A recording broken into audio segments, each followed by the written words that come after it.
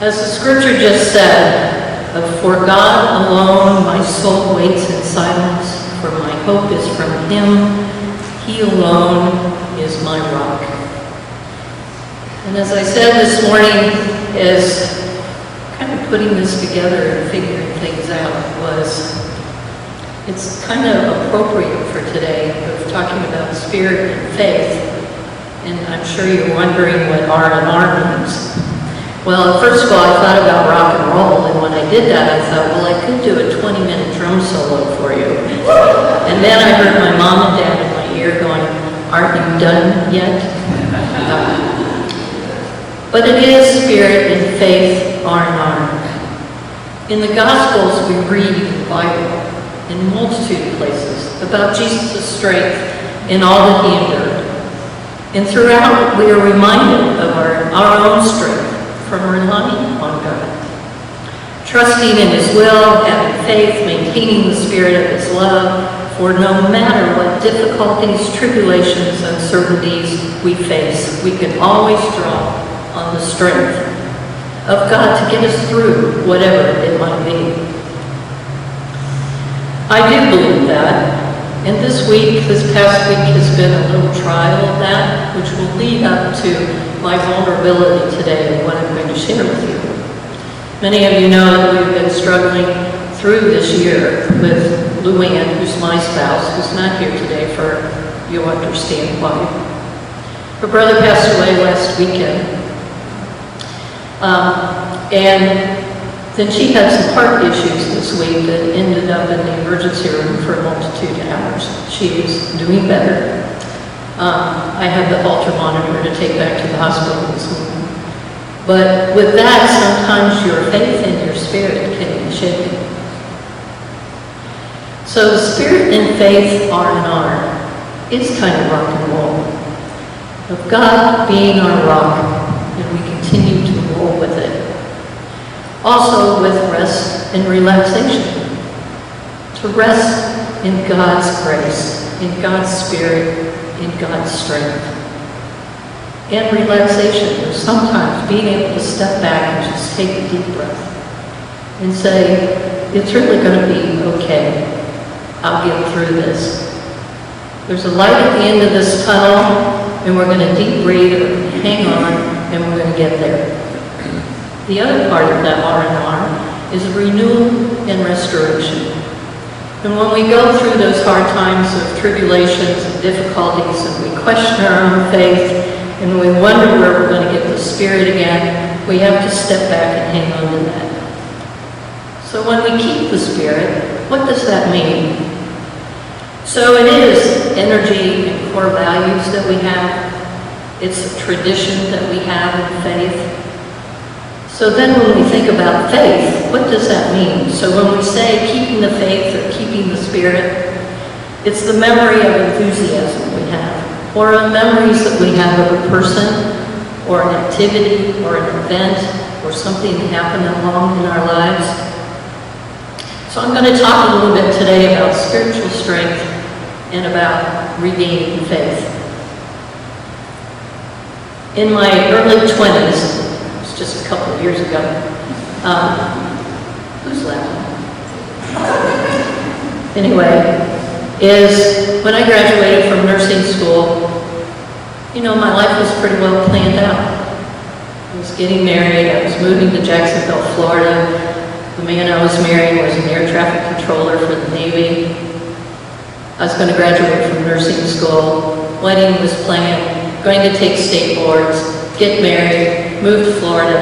Life was good, right? Well, about a month before the wedding, and actually before graduating, and then back then you could take your state boards a couple of weeks after you graduated, you didn't have to wait a month or so. And you also had to take the whole kit and caboodle of the boards, which was nerve-wracking enough if any of you have gone through that, even for certifications, right? So, but what happened was, my fiance, I found out, had another interest in Jacksonville, Florida, and it wasn't me. His sister, fortunately, told me the story, and I said, well, thank goodness, because everything's paid for this wedding. You know, lovely back then, pink bridesmaid dresses. Pink is not my color, just to tell you. But everything had been settled, except for when I found that out. Of course, my heart was broken. Now what am I going to do? State boards were coming up. I had another week before state boards. I can't be distracted. What am I going to do? I decided that, everything was planned, that I was moving to Florida, so I needed a job. What was I going to do? So you're in your early 20s and things are kind of shattered. Mom and Dad was kind of mad at me because, oh my gosh, they spent all this money on the wedding and I wasn't marrying this man. And I said, you can marry him, that'd be fine. You can wear the dresses and knock yourself out. I'm not. And it's kind of weird because his last name was Brackenwagon. Can you imagine me a Brackenwagon? It's hard to believe it's an Olsheski, but I'll keep that. So I did take state boards with my class, which was really hard. I wasn't concentrating very well, but you hang out with your classmates and you're giving each other support and you're hanging in there. And the night before, we were all messing around, playing in the pool, jumping in the water, trying to relax. And one of my best friends poked me in the eye. Well, I ended up with a corneal abrasion. So I had to go to the emergency room for them to put drops in and put a patch on me. So now I'm taking state boards with one eye. My engagement had broken up, and now I'm worried about passing state boards. Well, I didn't. And guess what section I flunked was sighting. It was all about the mental health, right? So I knew I had to take state boards over again, but this time I had to wait. So I did get a job in the hospital where I did most of my training in Mansfield General then. And of course they put me on the psych floor. At that point, there was nothing about psychology I wanted to have anything to do with because I was trying to just keep my own nose above the waterline of my own mental health. So I took state boards again, and it's pretty obvious because, there's thousands of people there to take state boards for your nursing license, and it's down in Columbus, it's at the Coliseum. So, they parade you all in, and you sit down, and you can't talk to anyone, you can't look at anyone, you can't do anything.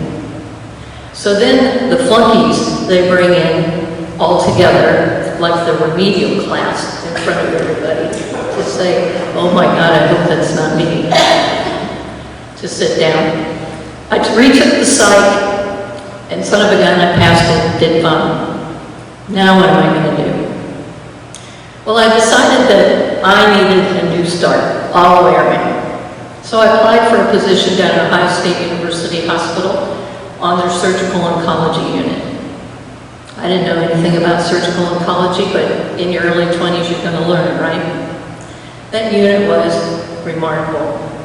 And to just say, the James down in Columbus, I actually worked with Dr. Arthur James for several years on the surgical oncology unit at Ohio State University Hospital. He was a remarkable man, a great mentor, and I just kind of found my groove, would you say. Back then in surgical oncology, people came to the hospital for a week at a time to get their chemo. They came for the radiation therapy. They came for extreme surgeries that we did on our floor. We had two surgeons. Dr. James was one of them. J.P. Minton was the other one. That's a whole other story. And it was an incredible experience for me. Number one, to work with such patients, families, physicians, interns, residents, but to be in a big hospital teaching system. I just thought, I'm kind of just starting over. It had broken my faith, it had broken my spirit, but I knew I needed to start somewhere. I still had to drive, so, it was like, okay, we can make this happen. Well, several years on that unit, you get to know families, you get to know patients. They come back for their chemo, they come back for their radiation, they come back for more surgery. You really get attached to them. The story that I'm going to share with you is about one patient that totally restored my spirit and my faith. I had wonderful experiences with other patients.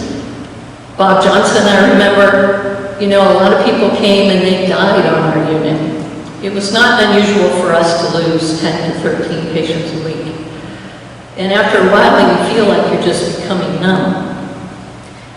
I worked the evening shift most of the time, and sometimes nights. So the evening shift, you really got a chance to see the families, see the friends, get to know everybody. So our team was kind of a little quirky, and we had the same residents rotating through, and you have to take those interns and teach them something. So we had said, and we got a vote by this of the majority of our patients, that our theme song was Staying Alive. And we played it on the unit because people would hear it and say, that's right, that's what I'm trying to do, stay alive. Well, Bob Johnson was one of my favorite patients. He was I fell in love with this guy and his wife. They didn't have any children. He returned multitude times. And on his last leg, his wish was to go home, sit in his living room, and go back to the bar that he hung out with his friends. But he couldn't do that on his own because he had a tube in his belly that no matter what he put in his mouth, it had to be sucked out immediately. I said, I will take you home. I will take you to your bar. We'll have a day of it. Those are the kind of things that you've got to do in this unit for those patients and families when things were looking on the grim side and their lives were ending. Is what can we do? What do you want? What would make you happy? And several other patients, we did the same of saying, if you could, what would you choose? And we'd say, okay, we're going to make you happy. I had the best day with Bob at the bar that day with his friends because he loved his gin and tonics. And the whole thing was about everything he drank, I had to suck it out. But we had said, we hate to waste all of this, but we're not going to recycle it, right? It was the joke of the day. And then just sitting with him in his living room in his wheelchair so he could watch his own TV. We got him back to the hospital at the end of the day. It was a long day for him. He was very tired. And then 2 days later, he died. But the one thing he said was, I can go in peace because of what you gave me. The time that you spent, and you gave my last wish. You made that happen. The one I'm going to tell you about, got to look at my time, right? Is, her name was Jane. That's how I remember Jane so much, is because her name was Jane, her husband's name was Arthur. And she was a nurse anesthetist. And she had metastatic cancer, and she came back to us for her chemo, for her radiation, and then she started surgeries, long rehabs, etc., etc. So probably over 2.5 years she was a patient. And I made sure that I had her every time she came in. I adored her and her husband. We became very close. Jane had come in kind of on her last lap, thinking, what are we going to do? Back then in the 70s, hospice was kind of a little bit of an aura. Not necessarily like everybody went to hospice for their end days. A lot of patients came to our unit for their end days. And I knew this about Jane. We had talked about it previously, we'd stayed in touch, and when she came in the last time, I hardly recognized her. She had lost so much weight, she had gone through so much. She was ready. She was ready. And she said that. She goes, I'll give this one last round and we'll see. And I said, is that what you really want to do? Well, we talked about it for a while, and she was in for about a week or so. Things were declining rapidly. Her husband had not left her side.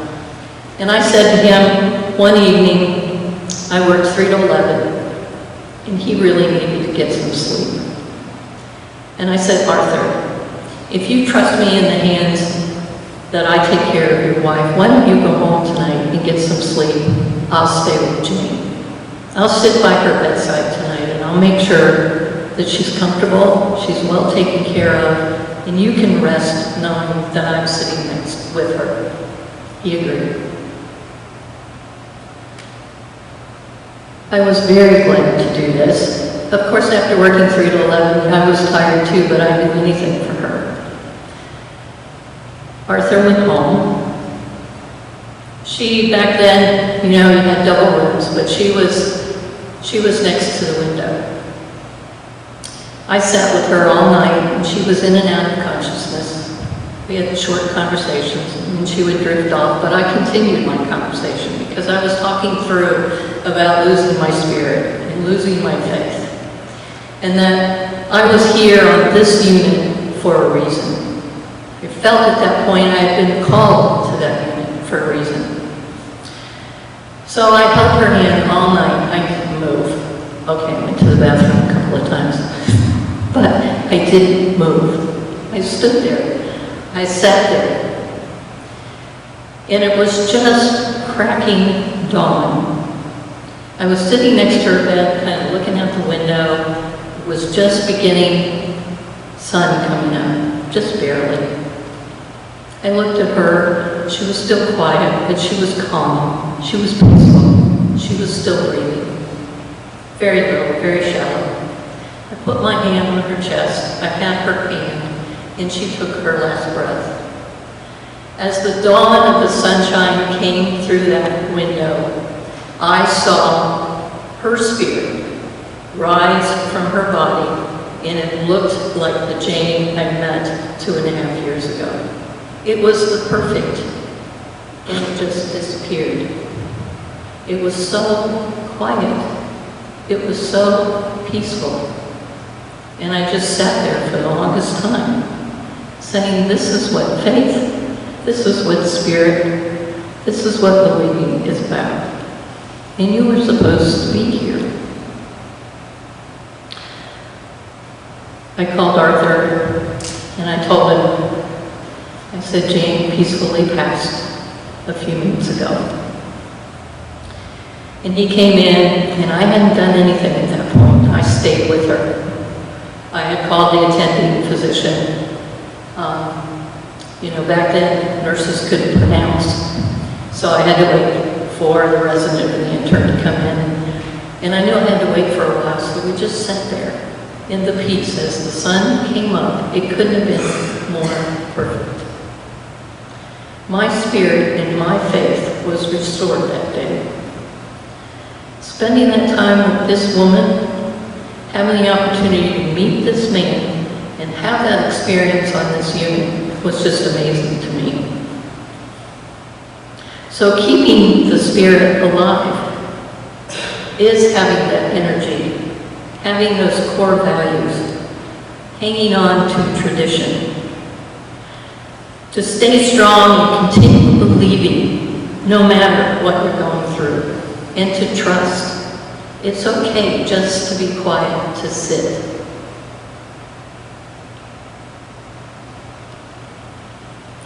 It was a magnificent experience for me. I was able to work my way up to management on that unit. I became the manager. And then, unfortunately, after a few years, they decided to close that unit at Ohio State University. Still don't know why that happened. But the thing was that there were so many patients that came through there that you became attached to, that you learned things from. You had conversations about life, about next steps, about tribulations and what's next. What do you believe? What do you want? And I used all of that to my advantage of being a young nurse and what I had to learn being in that setting.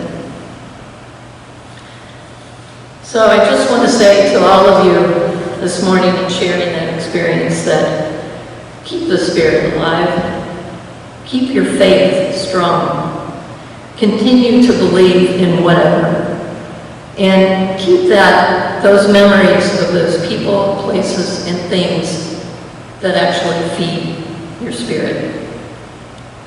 Thank you.